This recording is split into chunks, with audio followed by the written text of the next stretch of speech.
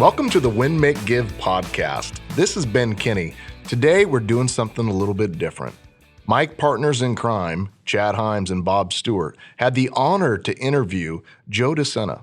For those of you who don't know Joe, Joe's the founder of the Spartan race, best-selling author, built mega businesses. He's the type of guy that carries a kettlebell around with him when he travels, just so when he puts it down, life is a little bit easier. Sit back, relax, and enjoy Bob and Chad diving in to one of the toughest, smartest, and hardworking guys that you can find, Joe Sena. All right, so Chad here with Bob Stewart as always, and we are joined by Joe Sena, the CEO and founder of Spartan Race, a passion obviously of his and definitely of mine if you know me, having become a Spartan coach and dragging as many people as I can out onto that Spartan course. Joe, our audience doesn't all necessarily know who you are, and I know that I really blew Bob's mind by giving him the opportunity to learn a little bit about you. Would you introduce yourself and give like that brief life story? You got a really powerful history there. Would you mind sharing some of that with us? Yeah, sure. So you see the sign behind me, by the way, it says Fresh Eggs. Mm-hmm. We're on the farm right now, but my life didn't start on a farm. It started in a neighborhood. If you saw the movie Goodfellas, did you see the movie Absolutely. Goodfellas? Yep. I grew up across the street from that family that movie's based on, in this neighborhood called Howard Beach, Queens. For whatever reason, it was organized crime capital of the world. 4 of the 5 family bosses, organized crime family bosses, lived in this neighborhood. Look, it wasn't like there were gunshots every day outside or cars burning. It's a nice neighborhood, but for whatever reason, most of the people there were either they owned their own business and they hustled, like third generation deli or something, or could be a trucking company because we were close to Kennedy Airport. But aside from owning a masonry yard or a cement plant, you were stealing stuff for a living. You were killing people for a living. Wow. And as a young person who grows up in any environment, you don't know any better. And so those were the role models. Cadillac, nice suit, rolls of hundreds in their pockets, respect. That was the role model. Maybe in some part of Kenya, it would be a marathon runner because, somebody in this village in Kenya won the Boston Marathon. And so all the kids want to be that. But in this neighborhood, it was. So anyway, my mother sees that that's not a good thing for her children to be looking up to.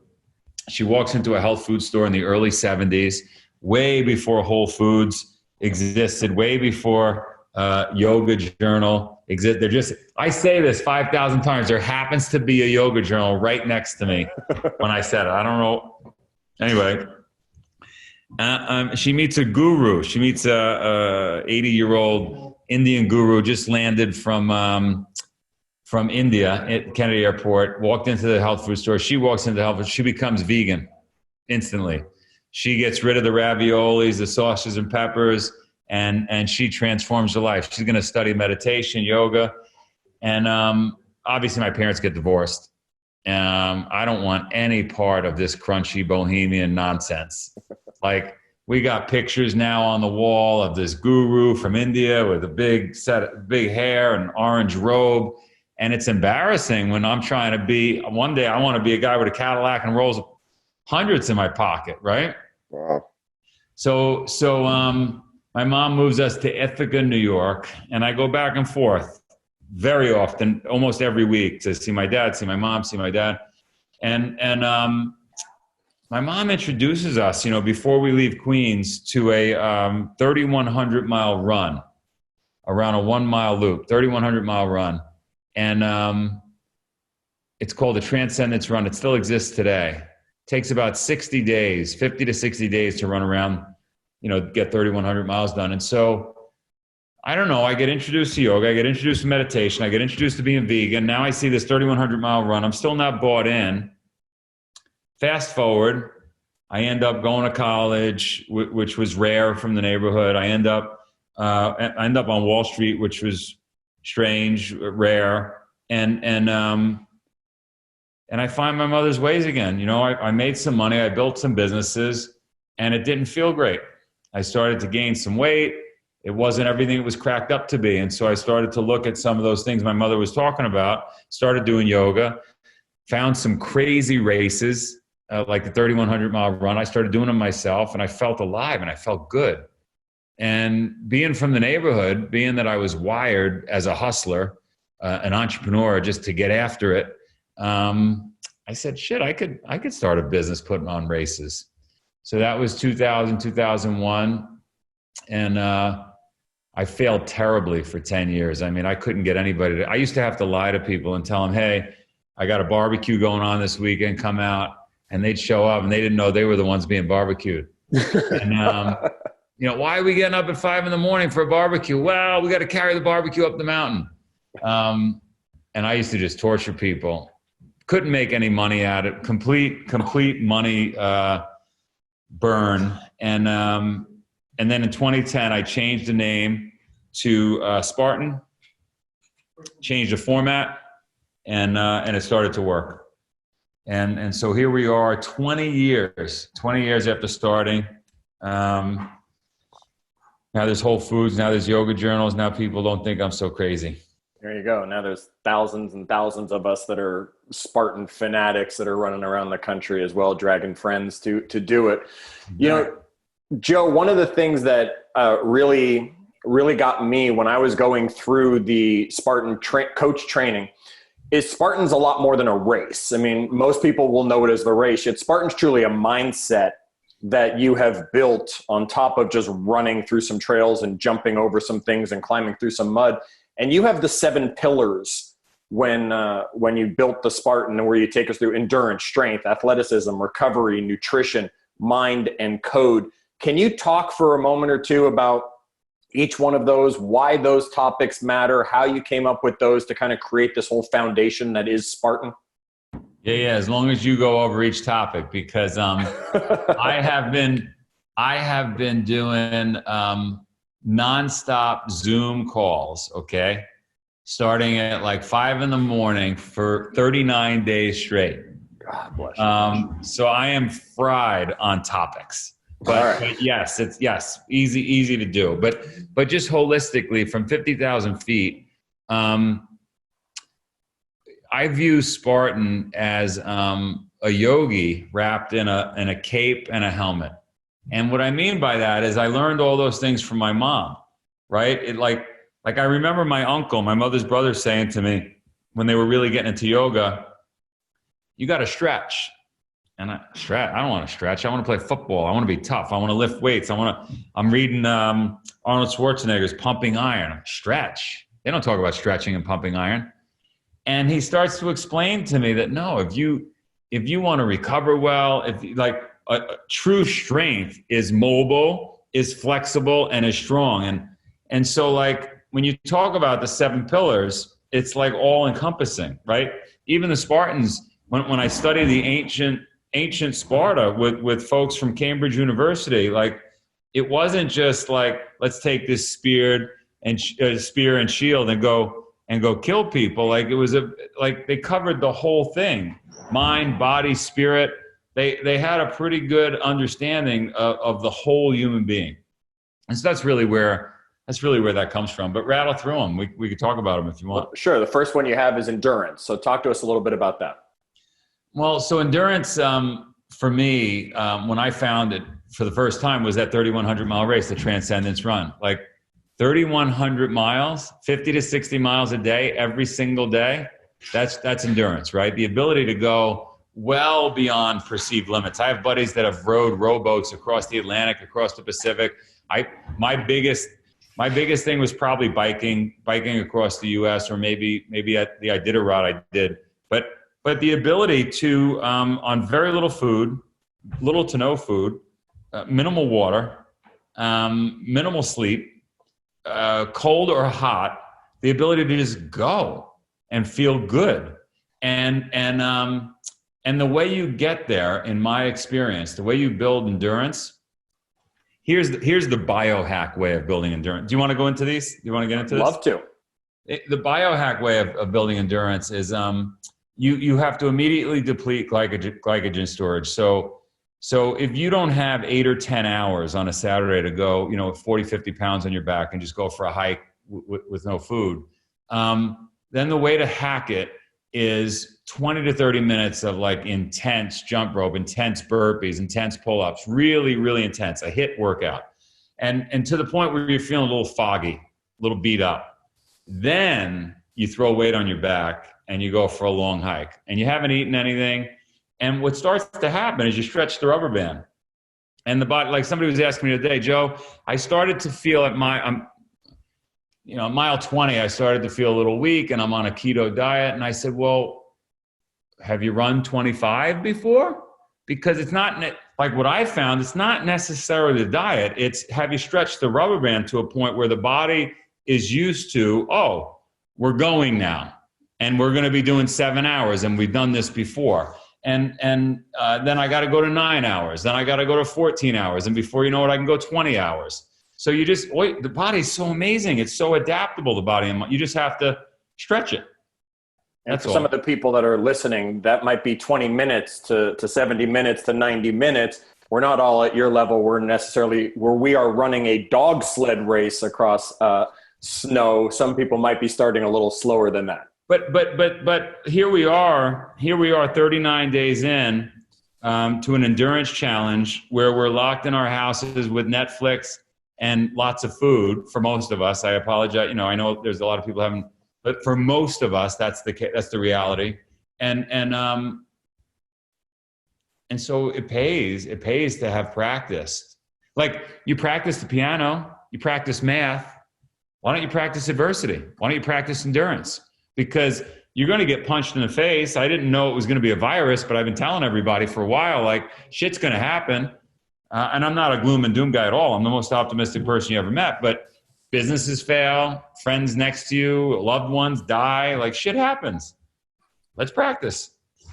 So endurance is first, strength is next. And I think strength is one where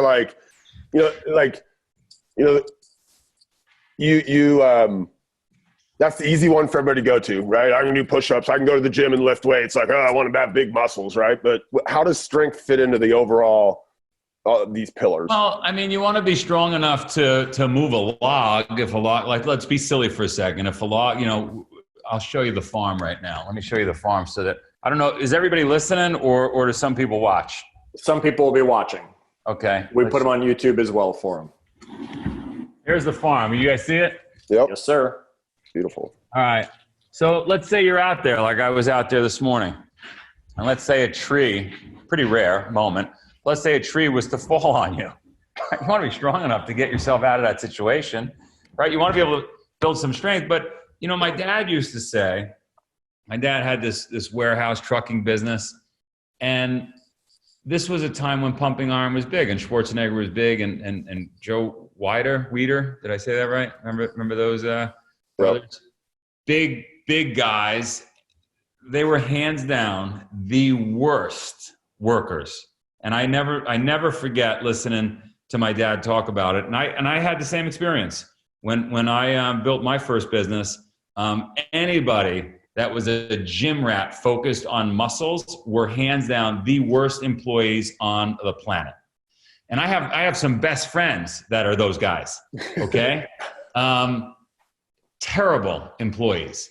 So clinical, so focused on doing, ridiculous reps and sure, I would want those shoulders and sure, I would want those biceps, but like they're useless, absolutely useless. And so, so you want to be strong, but not strong in a fake way. Maybe that's not the right word. You want to be like legitimately strong, like Kyle Snyder. Look up Kyle Snyder, right? The wrestler.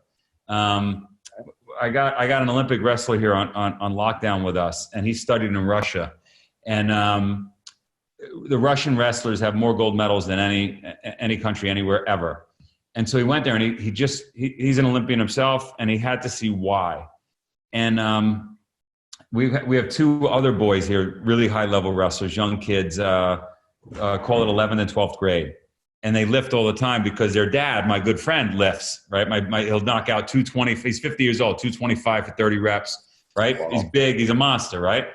And And so he makes them lift. And my buddy, the Olympian who studied in Russia, is like, dude, you just got to hike that mountain and do rope climbs. Hike the mountain and do rope climbs. Stop with the fucking military presses. Stop with, right? Because the Russians don't lift. And they win all the gold medals. And they're pretty fucking strong. So strength just isn't about a beach body. Well, I think about, okay, so the next one is athleticism. And I in my brain, I'm thinking about those Spartan warriors of old, right? And like you go out there, you're just this jacked guy that can swing a sword really fast. Somebody with athleticism is going to run around you and stab you in the back, right? So athleticism's next. Talk about that one. Yeah, athleticism. So I think a lot about, I don't know if you guys know this, but I convinced my wife when we had our first child, so call it 10 years ago, 11 years ago, in this barn right here. Can you guys see the barn? Yeah. Wow. All right. In this barn, I had a kung fu master from China living in there.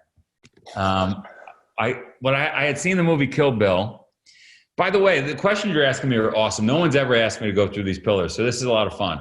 Cool. Because as I'm going through them, it's really my life. It's really where I came from, how this came about. So I see the movie Kill Bill, and Uma Thurman is training with a kung fu master, and she's carrying buckets of water up and down the stairs. And I'm like, fuck, it would be awesome to have a kung fu master living with us. But I never had children before. Like, that would train the kids, right? Could I possibly get a kung fu master to live in Vermont? So my dad had introduced me to a Chinese restaurant in the quote unquote in the neighborhood that I grew up in when I was a kid, and I became friendly with this Chinese restaurant owner because when my mom was cooking like tofu, I could sneak out and I could go to the Chinese restaurant, and my dad set it up where I could just go in there and sign his name, you know? And there's nothing like Chinese food in Queens. Nothing like Chinese food in Queens. So I would go and hang on a second. We got an interruption here. Why are you bringing umbrellas outside? I don't know. You asked me for umbrellas. What Spartan would ever have an umbrella? No, we run in any weather. We run in any weather. That's how you spot a tourist in Seattle. Right there. I asked him, he probably needs it for the camera. If he needs it for the camera, I'll allow it. But otherwise, so I call the Chinese restaurant. Now, you got to remember, this is at this point, so 10 years ago, 50, I'm 40. I haven't been back to the neighborhood in, 15, 20 years. Call the Chinese restaurant. The guy answers the phone. The guy that I knew that I got, and I'm like, talking to him, and I'm like, hey, crazy question. I live in Vermont now, my wife. I want to get a kung fu master. He's like, we don't deliver those. That's on takeout menus all over the place, Joe. Anyway, he says, no problem. I got this woman who helps all the Chinese restaurants in New York get, waiters and waitresses or whatever. Let me see what I could do. He calls me back a couple of days later. I got a kung fu master. He's willing to come. We got to get him legalized and everything. Anyway, I get a kung fu master to fly here, move to Vermont.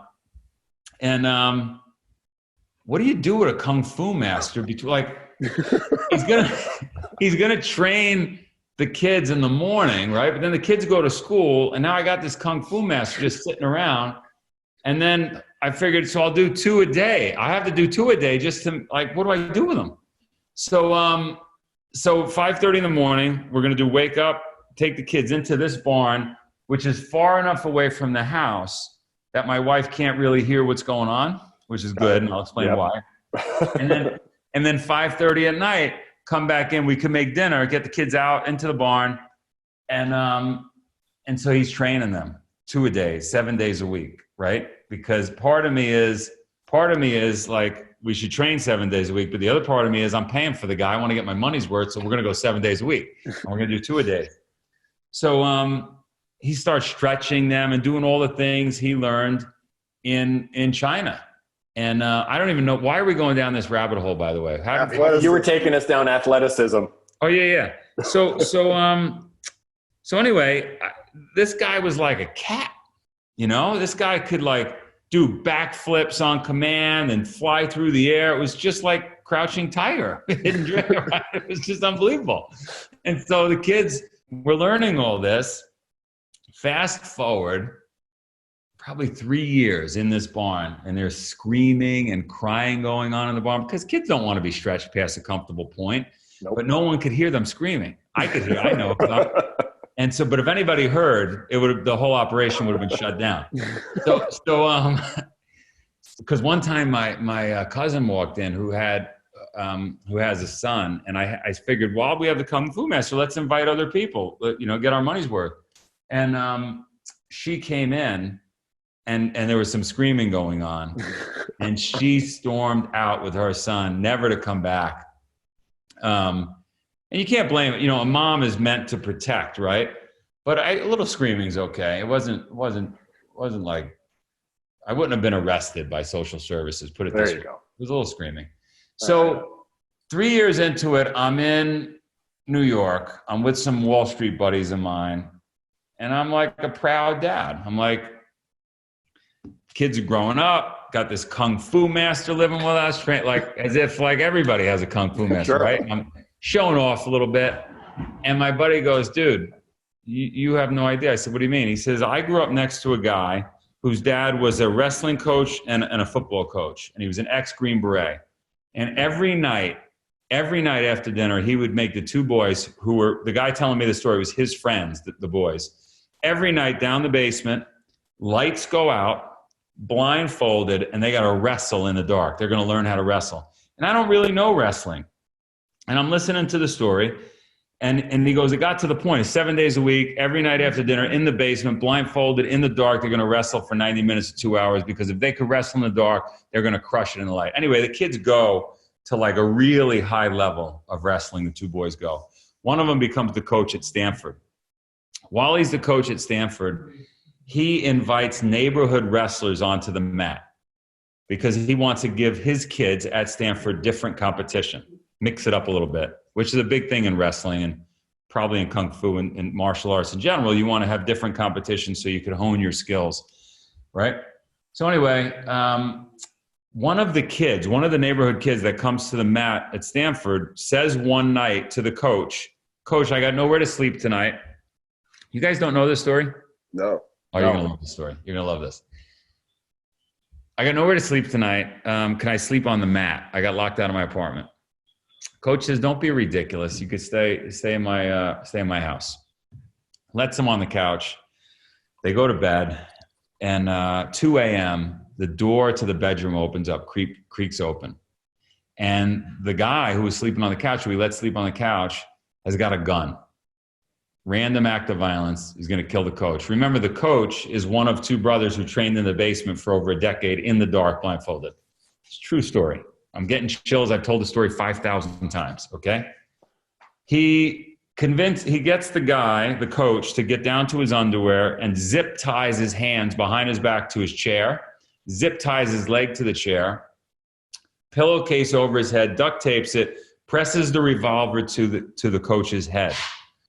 The coach, muffled through the pillowcase, says, could you shut the lights before you pull the trigger? Perpetrator shuts the lights. Coach proceeds to beat the shit out of the guy while tied to the chair. Okay, pillowcase over his head, disarms him, pins him on the ground, somehow calls 911 from behind his back. Stanford police break the door down, find what looks like a scene from Pulp Fiction. Anyway, I was like, get rid of the Kung Fu Master. We got to learn wrestling. It's all about athleticism, right? Just got to be all about athleticism. Awesome. All about athleticism.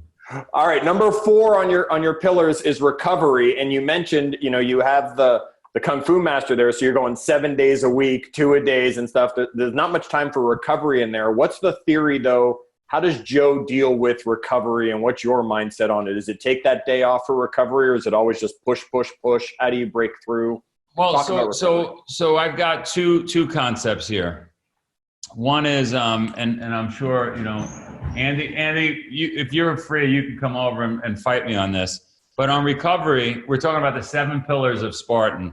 And on recovery, my thought is, I've done long distance races, crazy long distance stuff. And my body gets more and more efficient with each hike, with each run, with each day that goes by. I don't necessarily get worn out. And I think if we were in ancient times, this is Andy Hrovat, Olympic wrestler, 2008 Olympics. How's it going? Hi, Andy. Welcome, Andy. And Nice to meet you guys. we just went through, they were asking me about the Spartan Pillars. We just went through athleticism, we went through strength, we went through endurance, and now we're on recovery.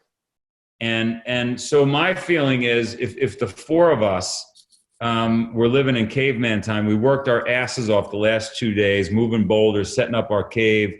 Our wives wanted little couches set up out of stone, whatever. We worked hard, right? And all of a sudden a deer went by.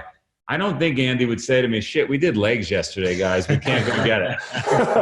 Right? Like, it wouldn't work like that. Like, the human body's so efficient. It just adapts. Yeah. So my thought on that is, and this is when I started learning all the science of the training I learned in Russia.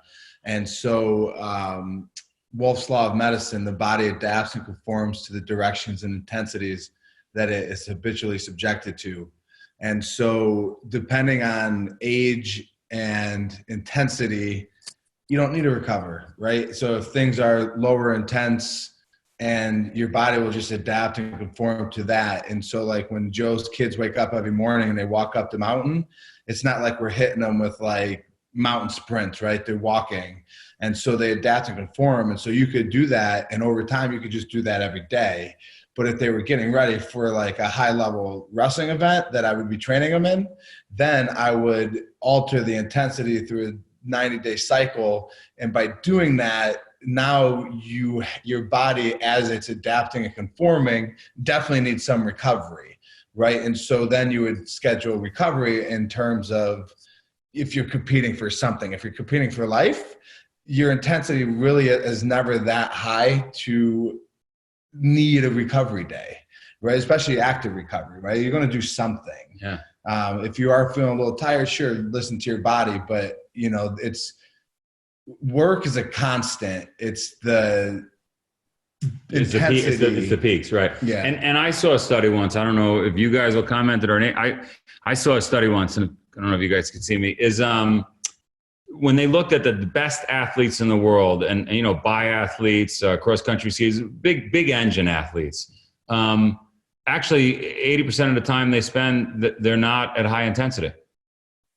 So to your point, yeah, right? You could put in hours and hours and hours if you're not running at high intent, you know. Right. Yeah. And right? Joe and I talked about this a little bit. And so that's my theory and my training. And so in the Russian system, you have your oxidative training, your glycogen training, and then your phosphagen training. The phosphagen is the last like 7 to 10 days. You could train that super fast. But you should be able to be in the norm, which is your glycogen training, and you should never have to recover from that. You should be able to do that every single day, because that is the baseline. If you get injured or you get sick and you want to pull it down, well, now you drop it down a level and you start working your oxidative state, because now if you're injured or hurt, or you're injured or sick, now your body has more resources to fight that injury, fight that sickness, because you're not using it to burn calories and put your body through hell by working out. And so if you're able to stay at that middle ground in that glycogen state, if you need to pick it up to hit a competition, you pick it up short and then you bring it back down. If you're injured, you go from that baseline, you drop it back down to your oxidative state. And so, yeah, the middle state is the majority of the training. What about mentally with that, Joe, when it comes to recovery? I mean, obviously physically, yes, you guys are right, pushing in, you can always go. What about mentally? I mean, you're a guy who's on 24/7. How do you keep that going in a recovery with a mental state? So I'll have two answers, but then we'll talk to the Olympian here, because I'm not an Olympian. But I love what Rafa, the tennis player, said to me. You know what he said? He said, when I have the flu, and this might be ridiculous, you might think this is ridiculous, right? He goes, when I have the flu, I train harder. Now that's hard to do. Right? What is that? He's probably not training as hard, but it feels harder, right? Right. But his argument is when you're in a real battle and it's down to the wire, it feels like you have the flu. So I want to train like that. Fuck, I'd be lying to you if I said it was. It's not easy. It's hard. I've been doing this 41 years. I'm like on 41 years. Like it's fucking hard. But you just push through. What are you gonna do? I go to bed. By the way, I'm flaming out by 7 p.m. Right. So you're hitting the pillow and you're done because it's been a day of push and recharge. And if I go to bed at 10, 11, it ruins my whole next day. See, you guys can stop laughing at me, Bob, when I'm telling you I'm going to bed at 8 o'clock and you're all yelling at me for going to bed so early. Hey, man, you're getting a lot. You got to get a new friend. If Bob is pushing you to go to bed at 11, I want Bob out of the picture. I'm not pushing done. At 11. I just feel bad on our text threads at 9:30 when I'm like, we're probably waking Chad up, you know? He's got the don't worry. Anybody who goes to bed that early definitely knows the tricks. Yeah. So psychologically for training, you know, obviously the bigger the event, the more mental energy that you burn, right? And I say this a lot, right? And so when I first started training Joe's kids, I asked him, I said, look, I've seen you guys wrestle. You guys wrestle 6-minute matches. Why do you get tired in a 6-minute match when your dad could run an ultra marathon, do 100 miles, and it's not like he's like huffing and puffing and wanting to quit, right? And so I said the body could do amazing things. And the mental side of recovery and exhaustion is actually decision fatigue, right? Because you don't know what you have to do, right? And so that's why the more automated your training is in terms of like being consistent with the schedule, knowing what you're actually training. Well, now you could use that mental capacity thinking about the competition, because you're going to naturally think about competitions, the people you have to compete against.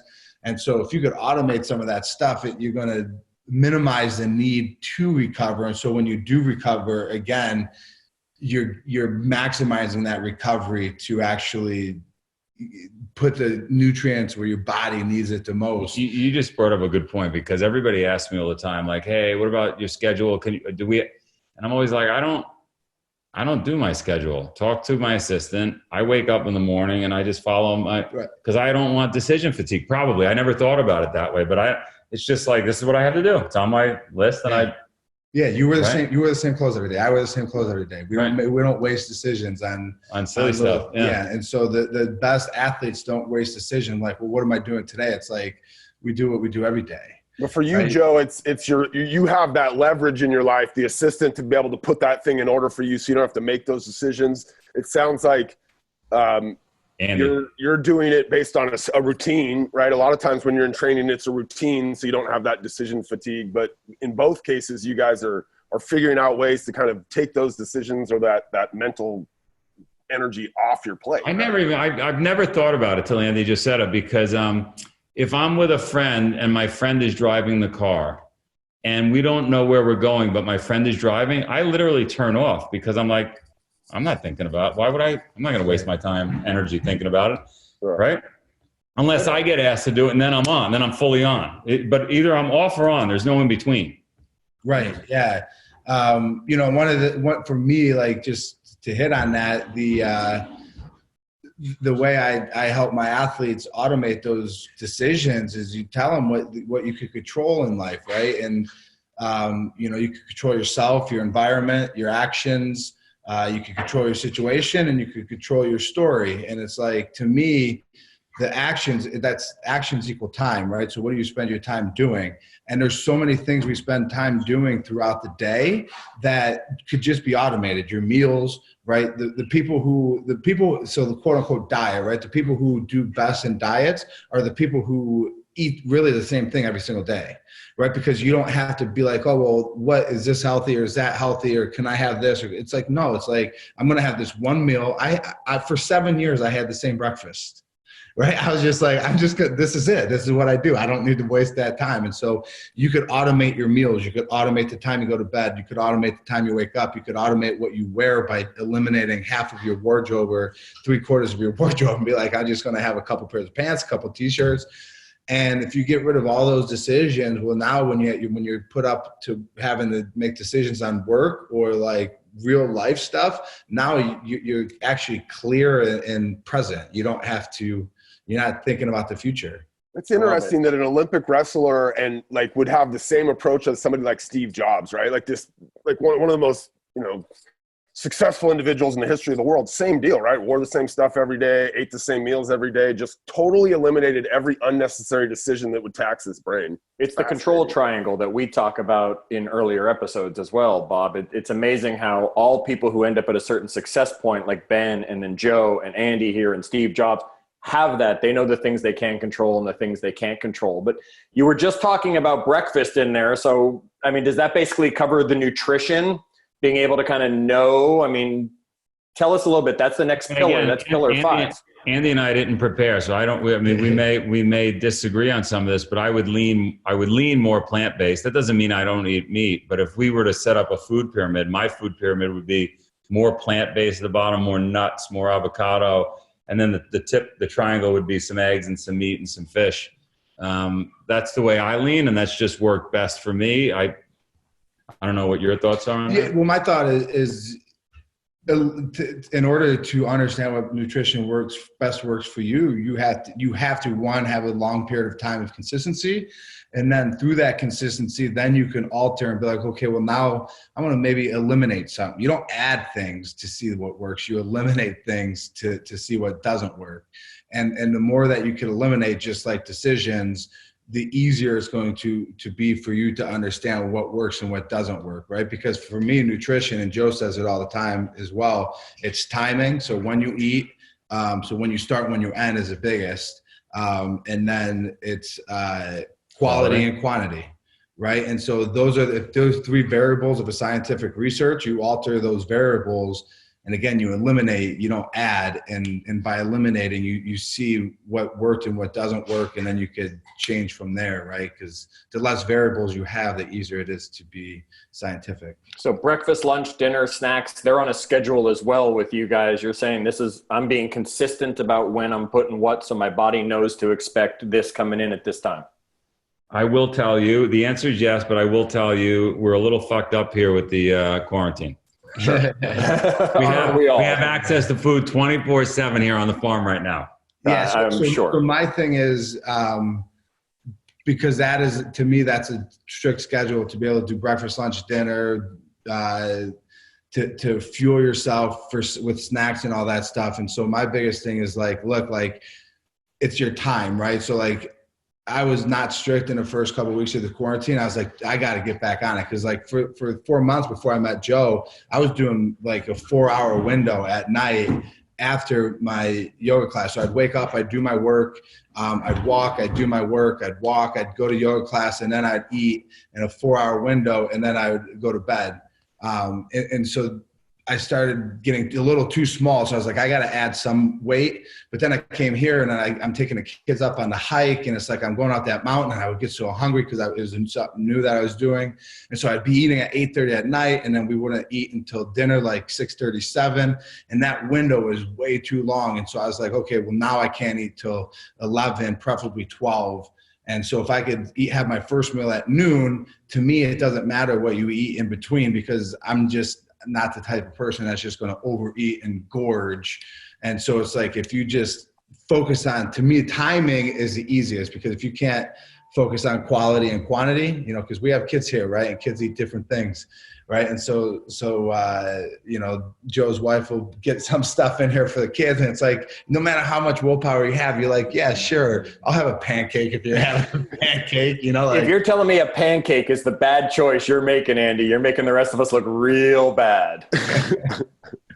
Right. Those are the bad choices around here, pancakes. Wow. Yeah, if a pancake is the bad choice, I feel a lot worse and need to go for a run as soon as I get off this conversation. So let's keep going. Let's go through the pillars. The next one, number 6, we've got mind. So, you've talked already about a lot of that, but right now too, with everybody with the mindset. Andy's out. Thanks, Andy. Thanks, Andy. Appreciate you, bud. All right. So mind, obviously body and mind are connected, and somehow we forgot that. It drove me crazy seeing all these successful business people throughout the years that would just let their bodies go, but they focused on their mind, or even academics. And then there were the bodybuilders I spoke about that would focus on their body, but not necessarily their mind. And so I think, the ancient Greeks, the Spartans certainly believed in the mind-body combination. So it's a muscle. It's got to be worked on. It's got to be stretched. It's got to be tested. Yeah, you got to learn new language. One of the things I did with the Kung Fu master when he came in was I said to my wife, let the kids watch as much TV as they want, as long as it's in Mandarin. And they learn Mandarin. That's the way we did it. Smart. All right. Do you where do you go for your mindset? Like I'm assuming that you're not a guy like watching, the news all the time, and like, what do you take into your brain? I'm able to take in stuff very, very fast. I sat on a trading desk for a long time, and you've got to pick up stuff very, very quickly. So if I'm in an airport and there's 20 minutes that I'm waiting for the plane, first of all, I like to get on the plane last. I don't know why I'd rush to get on and sit there, right? So I like to get on last. It also gives me optionality when I get on a plane last, because there might be a few seats in a different position that I like. So I'll grab those, right? So, but I'm standing there and I'm waiting for the plane, and I see all the books out front are probably the most popular books, the business books, the mind books, whatever. And I'm not going to buy one, but I'll knock out 5 of them. I'm just perusing. I'm looking at chapter titles. I'm looking at like key sentences here and there. And that's how I'm grabbing tons of information. I do magazines, I'm reading articles, but all in nanoseconds. I'm not reading the whole thing. If somebody sends me an email that's beyond like a paragraph, I'm like, come on. I don't have time. It's got to be very short little pieces. So that's how I consume information from, and I'm lucky. I get to talk to guys like you. I get to talk to a lot of smart people, and I'm learning. You do 300, 400, 500 podcasts. It's a lot of people to talk to. Yeah.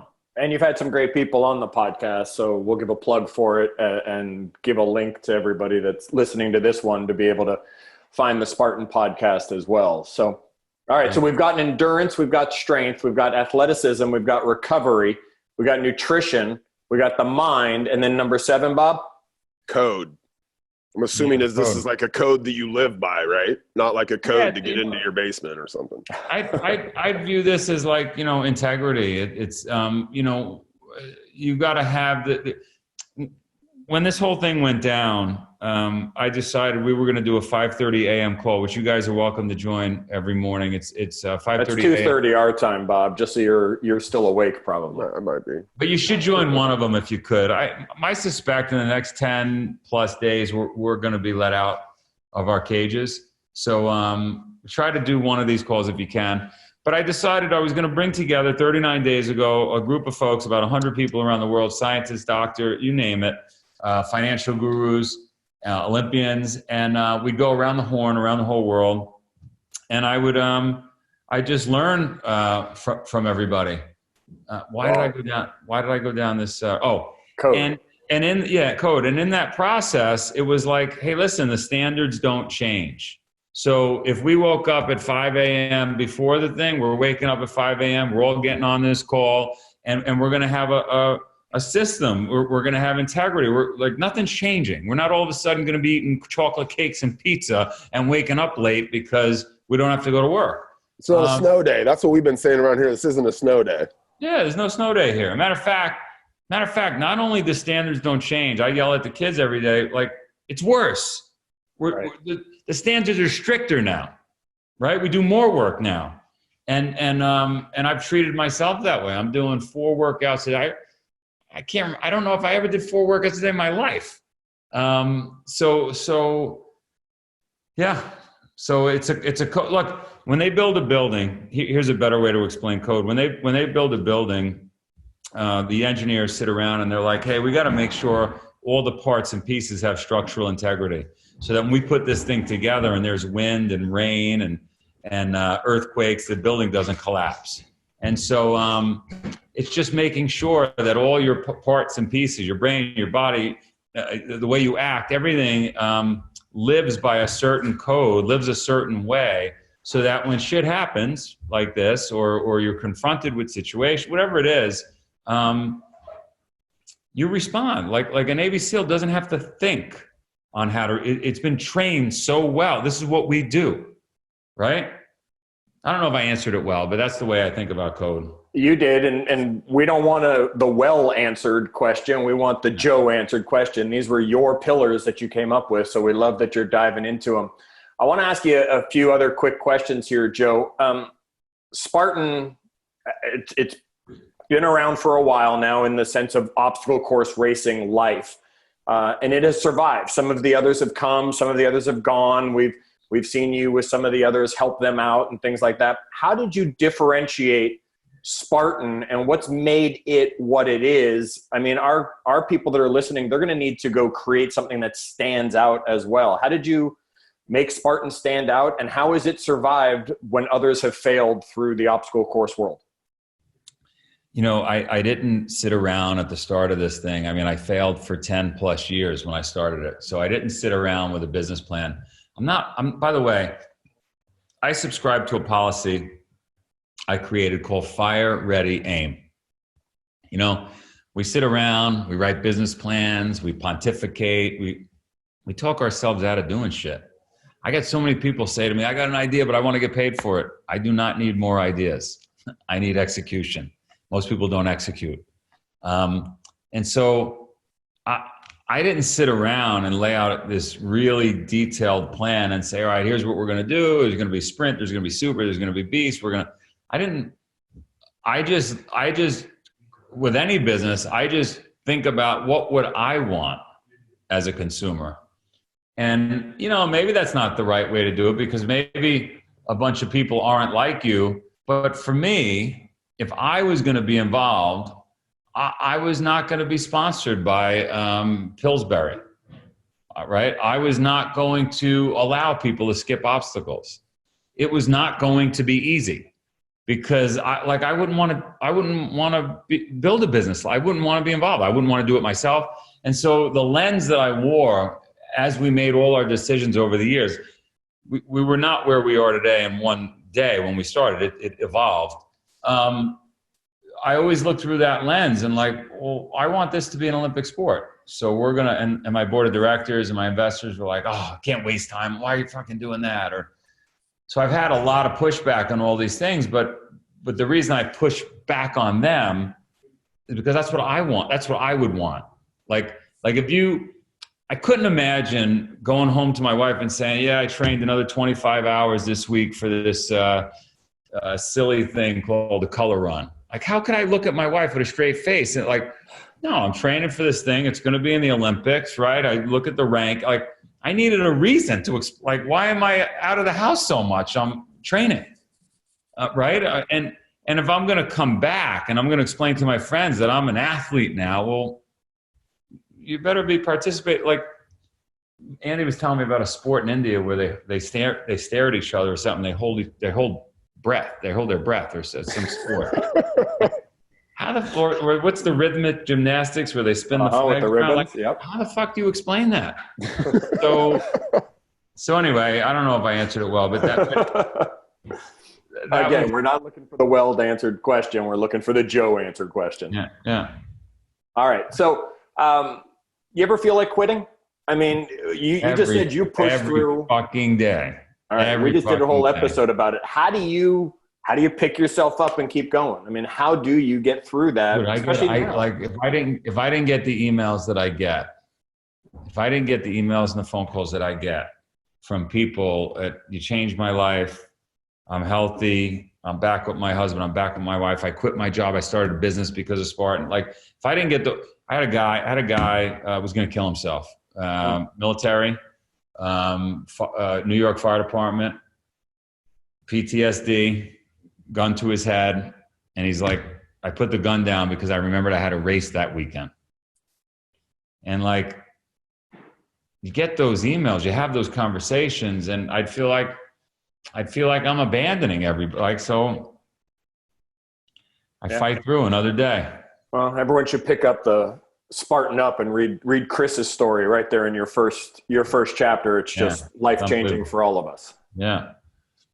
All right. So Joe, you carry a kettlebell with you everywhere. I mean, we all, I'm sure if I asked you, you probably got it somewhere near the camera or something just out of reach. Far away. There you go. What's that all about? Well, it started with Chris. I had told Chris that you referenced in the book, Chris Davis, when he was on the farm here, as he lost weight, I'd carry weight. So eventually it got up to a 100-pound sandbag I was carrying around everywhere. And it was kind of cool. It was making me stronger. It was building endurance, all the things.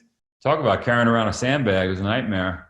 And got a little ridiculous. We were moving to Singapore for a year with my family, and I was carrying the sandbag, and I tried to go through TSA, and they wouldn't allow it. So when I landed in Asia, I said to my wife, "Can you go on Amazon and get a kettlebell? Because I think if I'm flying around Asia with a sandbag, it's going to be weird. So get me just a 20-pound kettlebell, right? I can't. It's 100 pounds, ridiculous." And because it was Asia, a 20-kilogram kettlebell showed up. And I was like, I can't be the Spartan guy and return the kettlebell because it's too heavy. So I guess 20 kg is what it is. And so I just started carrying it. And then it became a shtick where, it's a good conversation start. I met Gerard Butler because I had the kettlebell at a dinner. And it's just a fun thing. Now I've lost a lot of them, 30 or 40 of them in airports, and they lose them on me, which is a bit of a nightmare because here you go through all the trouble, check it in, have to explain to the people checking it in what it is, why. Like, it's always this whole convoluted thing. And then they lose it, and then I'm waiting 45 minutes on the other side. But I'm committed, and I do it. And it's the training yourself for that, pushing yourself always so that it's only easier. Yeah, as soon as I put it down, it's like, oh, this is easy now. It's a lot. I'm not carrying the cup.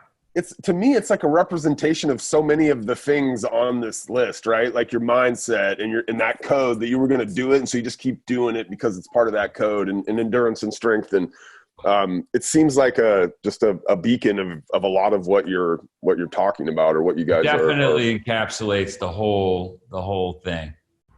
All right. So we appreciate you taking the time with us from on the farm, grabbing Andy and bringing him in here. Give us one last thought for everybody as whether it's coronavirus timing, whether it's the normal world, whatever that is. Give everybody one thought to take away, Joe, so that we can help a million people get off their sofas. This is the greatest thought. I'm not going to be succinct, so just give me a second because it came up this morning. Ready? This applies to your children. This applies to your everyday. You guys should get this tattooed on your forearms. Obstacles don't block the path. They are the path. That's it. Obstacles don't block the path. They are the path. Can't be said any better from someone who created the obstacle course race we're all running. Joe, we appreciate you taking the time and joining us today and sharing this message with everybody. You guys are awesome. I'll see you. Have a good one. We really hope you enjoyed that conversation and found something powerful to take away from it. We want to thank Joe Sena for joining us and sharing. And if you want more information on Spartan Race, visit Spartan.com, and I'll look forward to seeing you at the start line of a future race. Now, don't forget to subscribe to the Win, Make, Give podcast wherever it is you get your podcasts from. Easy to share. Have your friends text the word podcast to 59559. That's have them just text the word podcast to the number 59559. You can also join us on Facebook at facebook.com/groups/win, make, give, where we are always having in-depth conversation about each and every episode. Until the next time, we hope you'll remember, do good.